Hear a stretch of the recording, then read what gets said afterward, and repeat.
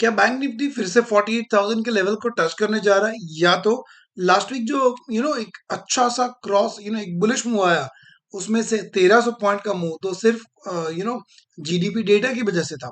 तो वो जो न्यूज बेस राइज हुआ था, क्या वापस से प्रॉफिट बुकिंग आएगा? चलिए देखते हैं इस वीडियो के अंदर क्या होने वाला है कल के लिए, और कल की हमारी प्लानिंग कर देते हैं। पहले वीकली चार्ट को देख लेते हैं, क्योंकि एक वीक कंप्लीट हो चुका है। वीकली चार्ट को देख के डेफिनेटली एक ही बात दिमाग में आती है कि मार्केट इज बुलिश। इसमें कोई दो राय नहीं है कि bank Nifty looks very bullish looking at the weekly chart. चलिए अब डेली चार्ट में चले जाते हैं। तो यहाँ पे सैटरडे के दिन 2 घंटे के लिए एक स्पेशल सेशन हुआ था फॉर फ्रॉम एक्सचेंज साइड। तो उनके हाई लो पहले मार्क कर देते हैं।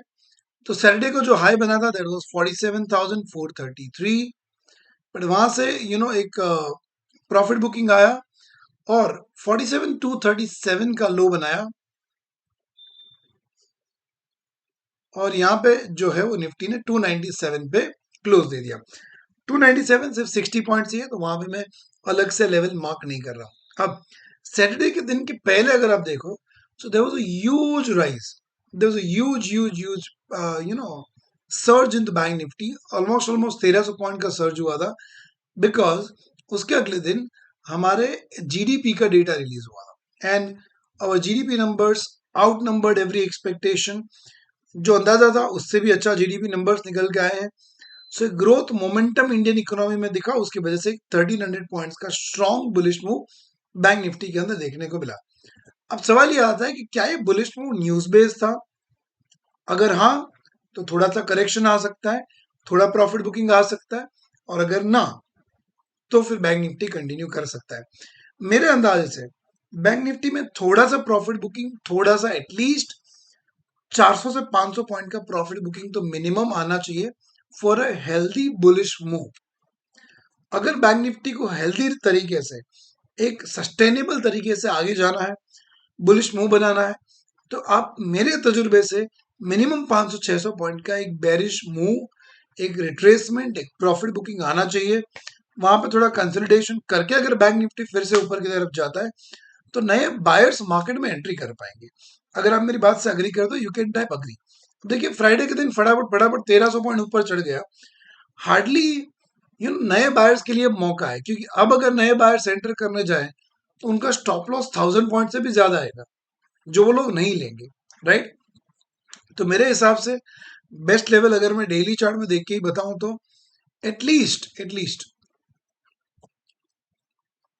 46,900 या तो 47,000 तक रिट्रेस करता है, या तो उससे भी अच्छा अगर 46,500 तक रिट्रेस करता है, 700-800 पॉइंट्स, अगर 800 पॉइंट रिट्रेस करके वापस नीचे की तरफ आएगा, तो हमें एक बुलिश मूव यहाँ पे देखने को वापस से मिल सकता है। तो ये मेरी प्लानिंग है। चलिए फिर भी अपन देख लेते हैं कि क्या हमारी कल के लिए स्ट्रैटेजी रहेगी।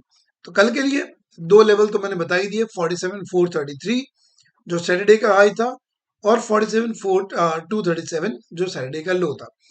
अब अगर 47,237 जो सैटरडे का लो है, और बाय द वे चार्ट में एक चीज और देखने को मिली कि वो प्रीवियस एक स्विंग हाई भी था, अगर वो ब्रेक करता है, तो मेरे हिसाब से पहले टारगेट हम ले सकते हैं 47,000 का, राइट?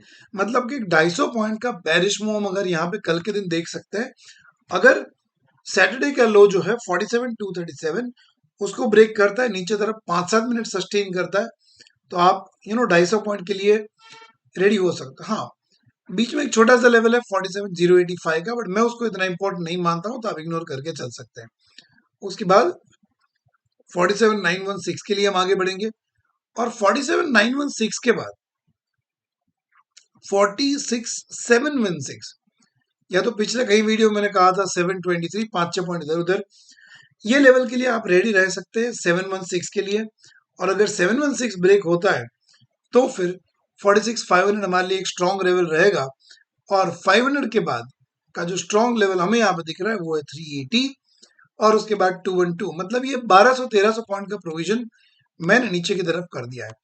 अब अगर ऊपर की तरफ के लेवल्स फाइंड करना है, हमें थोड़ा पीछे जाना पड़ेगा, क्योंकि निफ्टी इस रेंज में बहुत दिनों के बाद आया है अबव 47,000। तो देखिए कल अगर 47,433 ब्रेक कर देता है, जो सैटरडे का हाई बना हुआ है।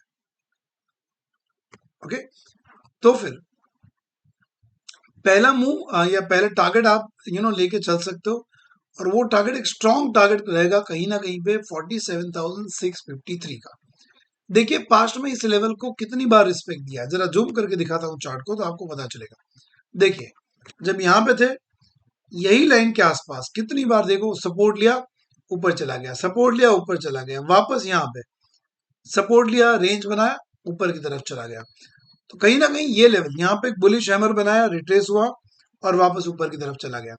तो ये जो लेवल बन रहा है माय डियर 47,653, ये लेवल ना कहीं हमारे लिए बहुत ज्यादा इंपॉर्टेंट है।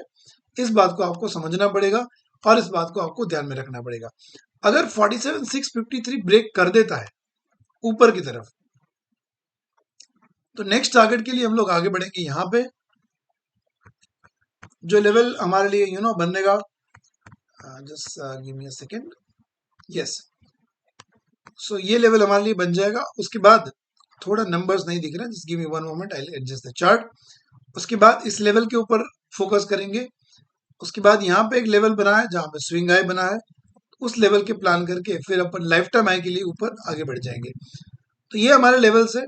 एक बार के लिए मैं वापस से बैंक निफ्टी का चार्ट ओपन करके आपके लिए लेवल्स दिखा देता हूँ। तब तक you can tell me, are you enjoying this session, are you enjoying this learning और नॉट। सो ऊपर की तरफ जैसे हमने लेवल्स ड्रॉ किए, 47,437, उसके बाद 653, उसके बाद 941, उसके बाद 48,000 का एक बिग राउंड नंबर है। तो अगर आपको 47,941 को थोड़ा ऊपर ले लेना है तो आप यहाँ पे 48,000 के बिग राउंड नंबर के आसपास कर सकते हो। उसके बाद 48,179 और आगे आगे लेवल जो है 384 तक हमने ड्रॉ करके रखे हैं। तो 1100 पॉइंट का प्रोविजन मैंने ऊपर की तरफ करके रखा है। आई होप आपको वीडियो अच्छा लगा होगा, कुछ सीखने को मिला होगा। क्या सीखे, क्या आपकी बेस्ट लर्निंग रही, जरूर से कमेंट बॉक्स में लिख के बताइए। मैं आपको मिलता हूँ अगले वीडियो के अंदर। बहुत बहुत शुक्रिया।